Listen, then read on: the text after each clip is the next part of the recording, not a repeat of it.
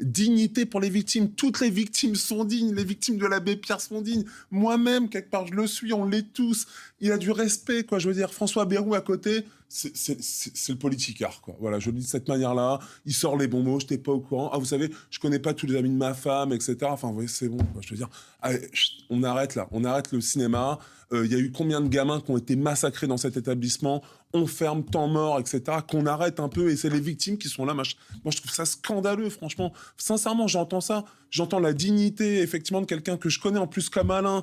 Je vois mes autres camarades qui sont derrière, qui disent rien, vous voyez, qui sont là. Ah bah oui, puis lui, il les appelle toujours François Bayrou. Vous avez entendu dans son discours?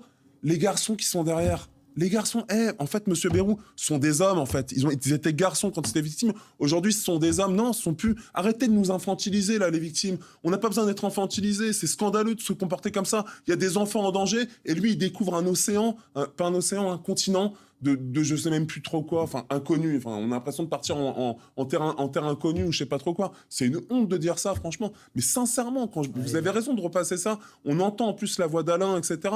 Enfin, pour le connaître un peu, c'est quelqu'un d'hyper digne, etc. Moi, je le dis, je suis révolté parce que moi, je fais partie des 22 signalements de la SIAZ. Ils découvrent ça aussi.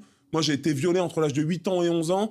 L'église savait, n'a rien fait. Et aujourd'hui, c'est la congrégation de Moscou. On leur confie des mineurs non accompagnés. On leur confie des enfants en situation de handicap avec les mêmes personnes qui étaient au Rennes quand ils savaient aussi pour la personne qui me violait. Et tranquillement, on va dire, ouais, on sait pas, machin, etc. Bah, attendez, je vais vous dire ce qu'il faut dans ce pays. Il faut un peu de courage politique. C'est très simple, en fait. Vous avez une justice. La justice, c'est pas l'Église, c'est pas l'Église qui doit traiter en fait, c'est eux-mêmes se faire justice eux-mêmes. C'est la justice, il y a une justice d'exception, il y a un massacre de masse, 330 000 victimes de pédocriminalité dans l'Église. On compte même pas les enfants en situation de handicap, on est à plus d'1 million. Ça veut dire que la justice, elle doit répondre à tout ça, elle doit dire évidemment temps mort.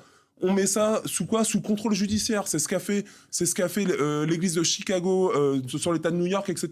C'est ce qu'ont fait les Australiens, etc. Non, en France, on dit ah non, ça c'est pas la religion, vous comprenez, etc. On découvre, on savait pas.